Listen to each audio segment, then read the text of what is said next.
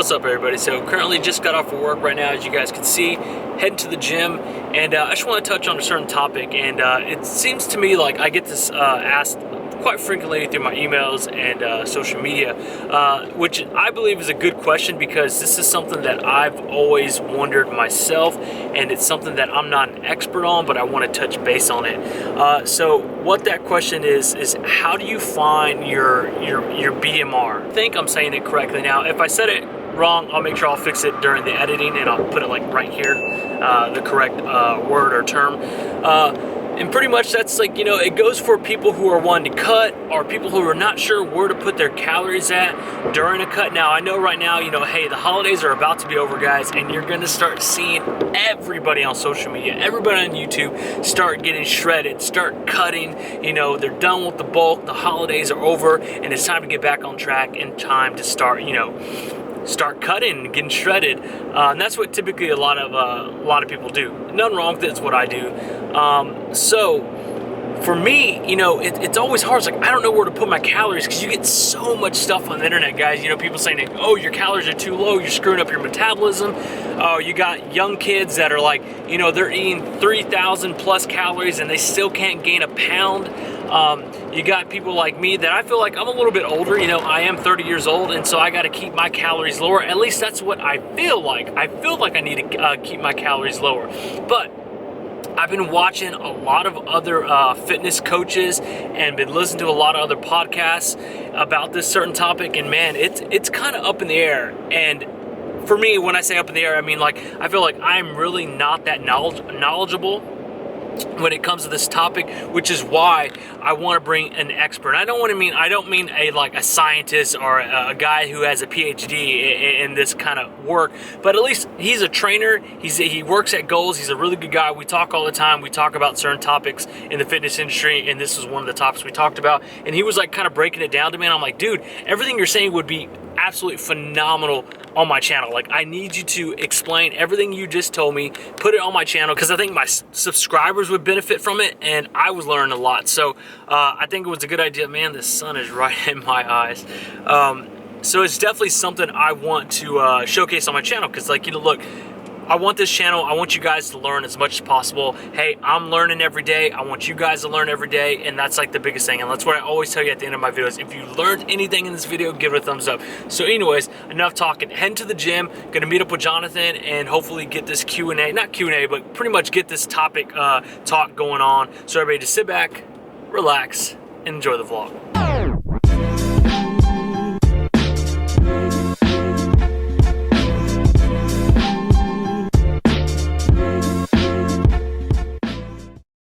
Alright, guys, so we're here with Jonathan. He is a trainer here at Gold's Gym here in San Marcos, Texas. Tell my subscribers a little bit about yourself. Oh man, well, your background, just tell them, like, you know. All right, well, I've been a trainer for the past 4 years. I got certified through NASM for my personal training certificate, as well as my nutrition certificate. Nice. Prior to that, I had some experience. I was in the Army, and I served for 3 years in the Army. I actually didn't know that. Yeah, wow, that's awesome. I was actually in the medical field, 68 Mike, which is very unknown as a nutrition care specialist. So wow, that's awesome, dude. Yeah, I did not know that. Yeah, that's cool. It was a great place to get my foundation, because we had to work with dietitians, putting together meal plans for soldiers, whether they were coming back from deployments or they just needed help with their nutrition and weight management. That's awesome. And then I was also in charge of my unit's PT program, so kind of had more of a boot camp style, but it was in charge of anywhere from 50 to 200 soldiers at any given time. I'll have to tell him about Nick Bear. You'll have to definitely catch me up with him, man. Alright, the whole reason for this video, guys, is because when I come into Gold's, like, Jonathan's just like, he's very approachable. We always talk about fitness and YouTube and stuff like that, and I love to ask him questions, and he's always hitting me with his knowledge, and I'm like, dude, I need to get you on the channel, because if I'm learning, then I know my subscribers will learn. Awesome. And we were talking about dieting, and with the new year, like I said, guys, everyone's going to start to diet, everyone's going to try to get shredded, you can look good by springtime in the summer. Competitions and whatnot, and me and Jonathan were going back and forth on how to find your BMR. And because I feel like mine's too low, and it's just because I get so many things off the internet and different YouTube videos, and that, you know, I need help. So I asked Jonathan, could you come on the channel and explain how you go about finding a client's BMR? Yeah, well, first off, BMR stands for your basal metabolic rate. What that is basically the baseline amount of calories that you need for just maintaining where you're at right now, excluding all forms of activity, even just going to work on a day-to-day basis. Okay. So it's a good starting point, and once you can know where you're at for your nutrition starting point, from there you can either cut or you can gain. So that's why it's important. There's several ways, like Logan was saying, there's several ways you can find your BMR. Here at the gym, we'll just use our Tanita scale and it gives a rough estimate based through your body composition. You can go online to check several websites. Something that I've found though, a trainer taught me that really helped, it was kind of like a shortcut, like I was telling Logan. So it was what I wanted to show you guys too today. It's a great method for, in the past that I've worked with clients, just kind of getting their metabolism back onto like a level playing field. So, especially after the holidays, our carb intake might have gone up a little bit. You know, we might not have been so consistent with logging, and that's part of the holidays. So this is a great method of just kind of getting your metabolism back on like on track, so where you can get ready for the cutting season and not just completely going from sugars and sweets possibly to like, you know, bland anything. So first and foremost, should I show them? Yeah, you can show them. Yeah, go and show them. All right, so it's a really simple method. Like I said, a trainer taught me. So first and foremost, we start with doing a scale from 11 to 14. So you see that? See 11, 14. Yeah. And what does that stand for? 11 to 14 is just going to stand for your general exercise output, okay? And it's really something, again, that us trainers use to see kind of like how people are thinking about themselves. So for 11, that would mean, if I'm talking to Logan and I'm saying like, hey, on a scale of 11 to 14, how athletic are you, or how much are you working out? I want Logan to kind of guesstimate and figure out how much he's going to be exerting energy on his own. So we were working on this a little bit beforehand, and I used myself as an example, and I picked 13. 13, like I said, it's a little bit closer on to the 14. So yeah, somewhere in the middle. You're not the most athletic person, but you definitely get your exercise in. You're definitely active. You go to the gym. Exactly. Someone who's getting there at least 4 or 5 days out of the week. Okay. 200 pounds. We used a 200-pound person because I'm just about 200 pounds. So let me show you also what we were doing. So I just take 200 pounds times the number 13. Again, this little shortcut. And it came up with 2,600. 2,600 calories would be your BMR starting point. And this is, again, being that it's a shortcut, this is a nice little rough estimate, but from my experience in the past couple of years, whenever I've calculated through the formula, whenever I've looked online, whenever I've used scales, this little simple method has also just kind of gotten it honed into at least like a 200. So you definitely like this method, and it's not, you've used it in the past, so you got experience and you know it works. Yeah. Okay, and the reason why finding your BMR is so important is because let's say you're cutting. For someone who doesn't know how to find this, they're just going to like, well, I'm just going to start off at 1,800 calories. Like to you, that's mind blowing. Like that's like to 1,800. Like you don't even get down there if you were in a show. Yeah. And again, I know everybody's body's different. People are older, guys are younger, faster metabolism and whatnot. Everyone's different. I understand that, but I think it's very important to find your closest rate because you don't want to go under or over. Let's say, or for instance, you can go if you're trying to cut and you're like, yeah, I'm at 3,000 calories when you're essentially, it could be in bulking calories. Not even realizing it. Yeah, not even realizing it. So it's a good method. And you said you like to start your clients off one-on-one, you said? Yeah, so as you can also see on here, the PFC stands for proteins, fats, and carbohydrates. Those are going to be your 3 macronutrients. We have macro and micro. Macro is going to be the main thing that you're focusing on. Like I was telling Logan, what I normally start clients off at is trying to get at a symmetrical ratio of proteins to carbs. So I start off at a 1-to-1 ratio or 35% intake for both. Okay. And then that leaves 30% left over for fats. So again, 35, 35, 30 split if we're talking proteins, fats. Yeah. I'm sorry, proteins, carbohydrates, and then fats. And perfect example of that would be like if it fits your macros, would be sort of what diet. For a lot of my subscribers, they do the keto diet, so it'd be 70% fats, 25% protein, 5% carbs. You just break it down with the number that you got from your BMR. So again, guys, I just, we could go in depth with this video, make this video like, 30 minutes, 40 minutes long, Sure. but just wanted to keep it short, keep it simple, grab your attention and show you that, yes, there are different methods you can go about, but with Jonathan being a trainer and his background, his knowledge, his certification, using this method has worked. Yeah, and it's something that's kind of pretty consistent. And yes. we're going for something that I like to tell my clients is we're going for progression, not perfection. So if you at least just are aware of what your caloric intake is, that'll at least get you on the right direction. Now, if you're talking about going into competition mode and we're starting to get into cutting season, that's a whole nother animal. That's and my subscribers know that because I do provide online coaching. But whenever someone comes to me about competition, I'm like, look, I'll be honest with you, I'm not ready to coach someone because, like I said, that is a whole different beast. Yeah. I tend to like to take on people who are, they've been overweight and they're just getting into the gym. And I like to show them, because that's where I came from. I'm not an expert. I just know from knowledge and experience. Hey, I was overweight and this is what I did. And try to get them on the path and then lead them to where, hey, it really starts getting serious and you go into competition phase and whatnot. Well, this is great doing a 35-35-30 split for anyone who's just getting back into it and just getting back on tracking their macros. I would stick to this for about 7 to 10 days. And the first couple of days I recommend don't even change how you're eating. I use MyFitnessPal, it's a free app. And I set up their profile with these ratios. I'll plug in what their calories are set up at. I like MyFitnessPal because you can manually MyFitnessPal is a great app. If you guys don't have it, it's a great tool to use. Whether you're cutting, bulking, or you just want to know what you're eating. Yeah, I've been using it for about 2 years now. Yep, so have I. It just helps me with being aware. Yeah, it's great. But like you said, whenever I'm getting ready for cutting season, I do transition to keto type diet, and so my macros do change. And by getting more comfortable with what the splits are, you'll have more control, and you can also eat a little bit better too, and not be so suffering. And how do you go about? So you got your 2,600 calories, and let's say he was cutting. What do you change?